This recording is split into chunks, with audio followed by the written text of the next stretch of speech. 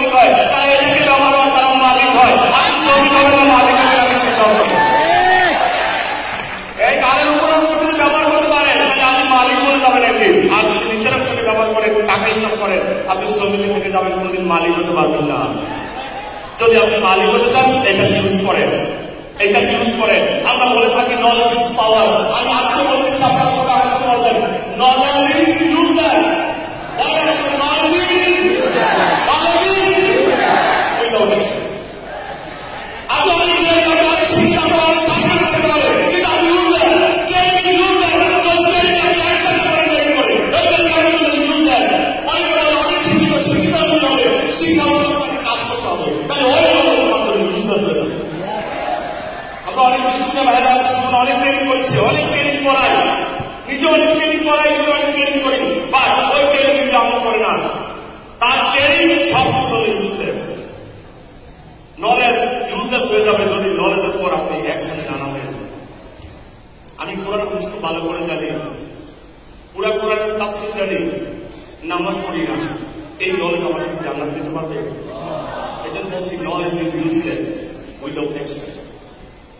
Training is useless without action. যদি আপনি অ্যাকশনে না নামেন, এই যে আজকে প্রোগ্রাম করে গেলেন, যদি অ্যাকশনে না নামেন এটা আপনার জন্য, এই আজকের এই প্রোগ্রাম আপনার জন্য ইউজলেস হয়ে গেছে।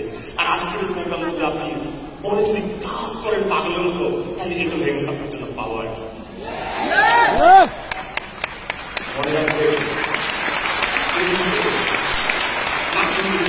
পার্মানেন্ট, স্থায়ী কিছু নেই। আপনি আমি স্থায়ী না।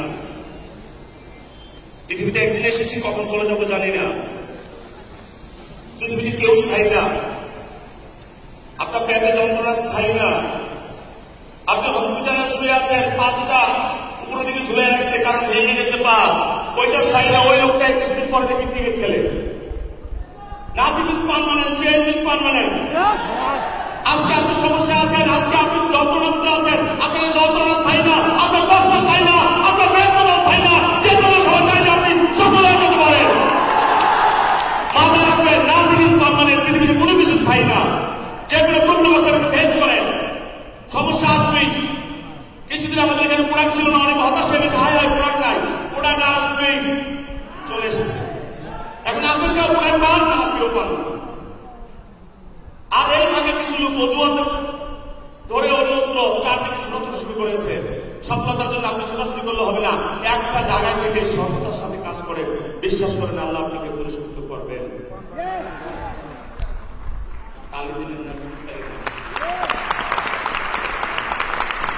যুবকদের জন্য ছোট পরামর্শ দেব, ইয়াংদের জন্য।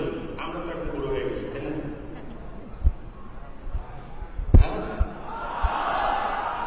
সত্যি কথা বলতে আমরা হলাম এখন টিনস বেবি।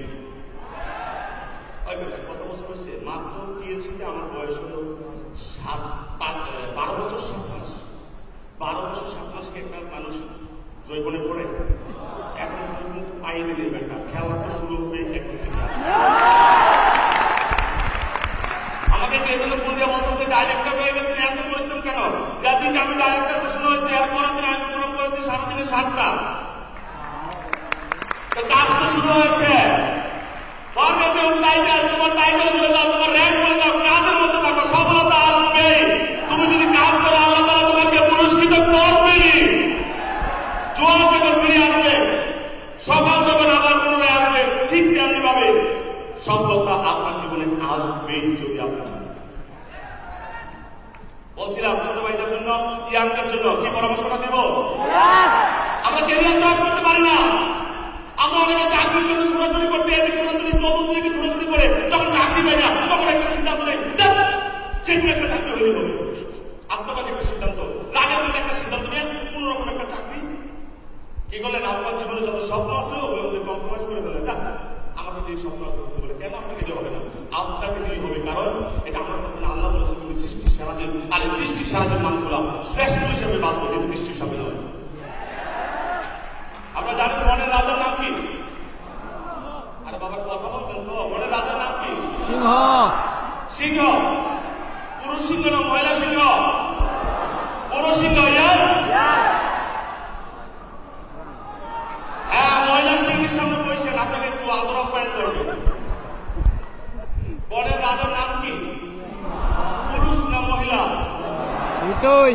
টোটাল সিংহ জাতটাই হলো বনের রাজা। এটা হোক ছোট বাচ্চা, বৃদ্ধ সিংহটাও বনের রাজা। যদি প্রত্যেকটা সিংহ পুরা জাতিটা বনের রাজা হয়, আমি বলবো আপনি সৃষ্টির স্বাধীন মানুষ। একটা মানুষ যদি সফল হতে পারে দুনিয়াতে, আপনিও পারেন, কারণ আপনিও সৃষ্টির স্বাধীন মানুষ। আপনি ওই জাতি যাদেরকে 10টা শ্রেষ্ঠত্ব ঘোষণা দিয়েছেন। এজন্য বলছি ইয়ারদের জন্য পরামর্শ, জীবনে এমন পেশাকে পেশা হিসেবে বেছে নিবা যেটা তোমার করতে ভালো লাগে, টাকা ইনকাম না থাকলেও। নাম্বার 1, এমন একটা পেশাকে পেশা হিসেবে বেছে নিবা যেখানে ইনকাম না থাকলেও তোমার করতে ভালো লাগে। ইনকাম নাই, ভালো লাগে করতে।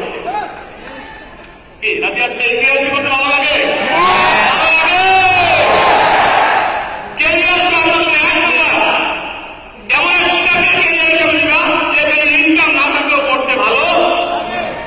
2 নম্বর পয়েন্ট, যেখানে কোয়ালিটি ডেভেলপ হয়, প্রতিনিয়ত স্কিল ডেভেলপ হয়, তোমার কোয়ালিটি ডেভেলপ হয়।